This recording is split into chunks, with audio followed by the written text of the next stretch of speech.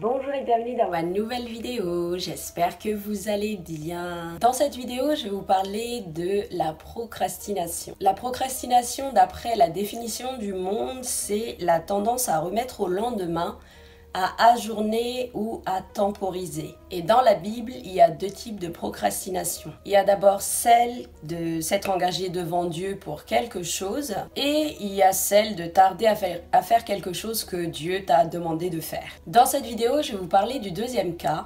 Mais dans ce deuxième cas, il y a encore deux sous-cas. Il y a la volonté générale de Dieu qui nous est transmise par la Bible et qui concerne tout le monde. Et il y a la volonté spécifique de Dieu pour chacun qui nous est transmise par l'Esprit, par le Saint-Esprit, qui peut lui-même nous l'adresser directement ou passer par quelqu'un. Mais que ça soit l'un ou l'autre, la Bible assimile la procrastination à de la paresse face à des choses qui concernent Dieu, face à des activités en lien avec le royaume de Dieu. Et pour la paresse, je vous mettrai directement des versets dans la vidéo que je ne vais pas forcément lire ici. Et il y a également la peur d'affronter les personnes ou des situations, notamment quand tu dois évangéliser quelqu'un que tu sais pertinemment réfractaire, ou quand tu dois porter un message à quelqu'un, ce genre de message que moi j'appelle personnellement des messages gifles. Et enfin, la procrastination, c'est une question de priorité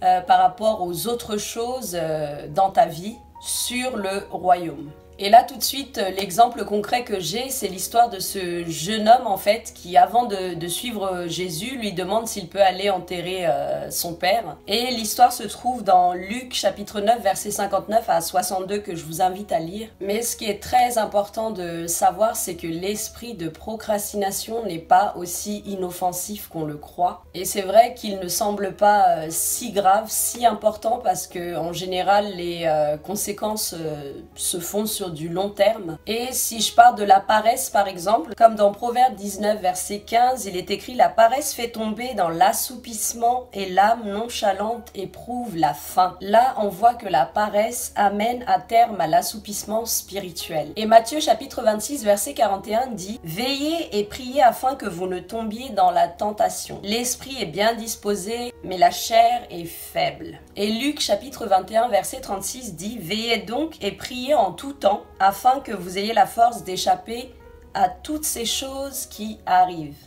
Donc clairement, celui qui est dans la paresse n'est pas dans l'action. Et peut-être que vous êtes dans l'action d'ailleurs, mais ce ne sont pas des actions pour servir le royaume de Dieu. Et dans ce cas-là, pour moi, vous n'êtes pas dans le bon combat de la foi dont parle Paul de Tarse. Enfin, vous connaissez tous la vie de Paul de Tarse. Et c'est ça en fait le bon combat de la foi. Et quoi qu'il en soit, c'est un combat spirituel dont on parle. Dans le cas de la peur, c'est vrai que c'est humain d'avoir peur. Mais la Bible dit dans Romains chapitre 8 verset 31, si Dieu est pour nous, qui sera contre nous? Et Psaume 118 verset 6 dit, l'Éternel est pour moi, je ne crains rien, que peut me faire des hommes? Déclarez cette parole avant d'aller voir quelqu'un, saisissez cette parole avec foi. Et puis sachez qu'au-delà de priver quelqu'un de l'opportunité de connaître le Seigneur, procrastiner aura un impact, des conséquences non seulement sur la vie de la personne, mais surtout sur la nôtre. Et souvent on croit qu'on a le temps, mais comme le dit Proverbe 27 verset 1, ne te vante pas du lendemain, car tu ne sais pas ce qu'un jour peut enfanter. Et Dieu n'est pas dans le hasard. Chaque personne qui est sur notre route l'est pour une raison et pour une saison aussi. Et enfin, pour la priorité, j'ai déjà fait une vidéo sur le fait que Dieu soit un Dieu d'ordre et de priorité, que je vous invite à aller voir si vous ne l'avez pas vu. Ecclésiaste chapitre 3 verset 11 dit « Dieu fait toutes choses bonnes en son temps ». Ça veut dire que Dieu, il a le parfait timing. Et l'exemple le plus récurrent en fait justement sur la procrastination, c'est dans le cas où on doit porter un message, où on doit évangéliser quelqu'un, où on doit parler de Jésus à quelqu'un. Et l'esprit de procrastination, en fait, nous amène à raisonner, à nous poser des questions, à attendre même de croiser cette personne si c'est pas quelqu'un de proche, ou à chercher le moment idéal, enfin à attendre le moment idéal. Parce que chercher encore le moment idéal, t'es quand même dans l'action. Je sais pas si vous avez remarqué, mais tous les messagers de Dieu dans la Bible allaient directement vers les personnes à qui il devait transmettre un message au moment où Dieu l'a choisi. Et quand on esquive Dieu, je sais pas si vous connaissez l'histoire de Jonas, notamment quand il devait porter un message à la ville de Ninive, qui est une ville païenne. Il a fui devant Dieu en fait pour ne pas aller porter ce message et soit vous connaissez déjà l'histoire, ce qui se passe, soit je vous invite à aller regarder, c'est surtout dans le premier chapitre de Jonas. Pour mon cas personnel en tout cas, ce que j'estime être l'anti-procrastination, ce qui a été un remède pour moi en fait pour la procrastination, c'est de regarder à l'exemple de Josué. Et pareil, je vous invite à aller lire l'histoire de Josué. En tout cas, vraiment ce qui est anti-procrastination, c'est l'obéissance et c'est de ne pas faire de compromis. Et pour info ou pour rappel, contrairement à Moïse, Josué, il a ramené sa génération à la terre promise. Et non pas que Moïse n'a pas été à la hauteur, c'est pas la question, mais en tout cas, Josué, c'est vraiment l'exemple d'obéissance, en dehors de Jésus bien sûr.